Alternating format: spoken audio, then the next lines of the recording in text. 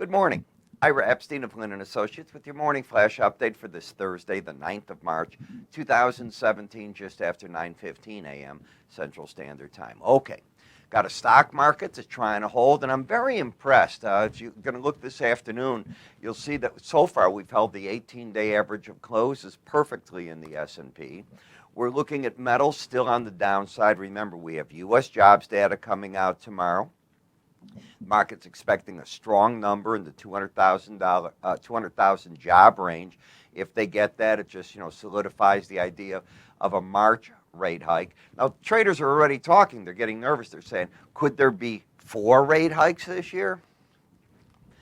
When they get the first one, they're suddenly on that race. Folks, there's a lot to be had. There's a lot going on that President Trump has to see what he can get through, how the markets are going to react. We have yet to go through and see the elections in Europe, so please be careful with getting carried away like that.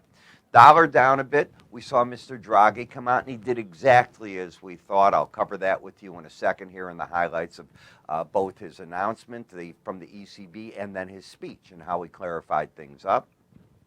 Colder weather still coming in, and we're getting more of that return to a normal March. So nat gas up, and boy, did it let some traders in as it just filled that gap and came back to the upside. And energies, we've been in a washout, and I can only imagine in CERAWeek that they had in Houston what's going on down there now, and it can't be good. I mean, you're already seeing that Mr. Ham of Continental Resources saying that if the U.S. doesn't pull back the throttle on some of this shale development, they may kill the market.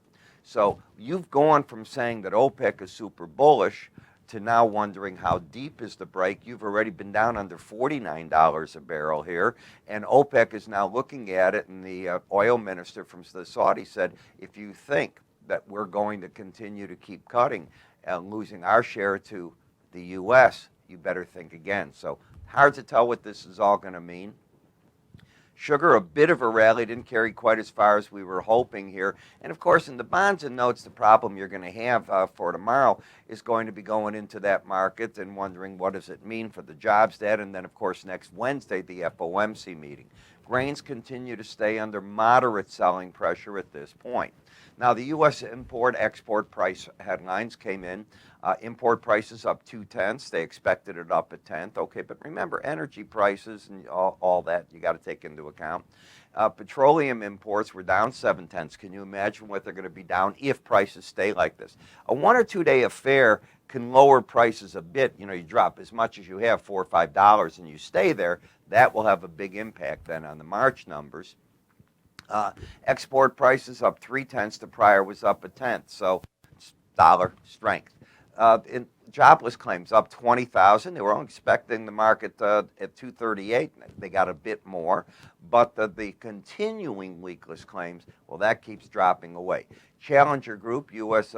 February planned layoffs, 36,957. It's 40% down compared to the prior month, so that's not bad. Then we get over to the ECB. So they left the refi rate unchanged, the deposit rate unchanged. They're going to continue to buy not 80, but starting in April, 60 billion euro bonds right through the end of April. I've heard reports that they're going to keep interest rates low through all of 2018 as well. They would increase the QE program if the outlook worsens, but they're saying that's not the case. They haven't yet seen a consequence from Brexit. Measures to support the economic recovery and boost inflation are becoming less likely. That's the first meat of what you're hearing. There's no urgency in taking further economic action as the recovery is accelerating. Second good piece of news. They raised their forecast to 1.8% this year from 1.7%, and they left their inflation forecast pretty much unchanged for 2019 even. So those are all the important things that came out of that, and that's not going to be a market mover one way or the other. The question is, do you bounce in the euro off of that, or now that it's out and it's pretty much what the market thought, it just sort of sits where it's at? And that's going to be the big question. As I said, you're up 34 points at this point in time. We'll see what it all means later. The yen keeps dropping here, and one of the reasons for that drop is that the safe haven idea that you buy it in front of anything going on, it's just not there at this point in time, so that's the other thing we're looking at. I want to remind you, if you're a trader like I am that looks at seasonality, I use a service called More Research Center, and they're offering a 2-week online trial. Now, you'll get a user ID and password. When we turn the name out, they'll send you an email.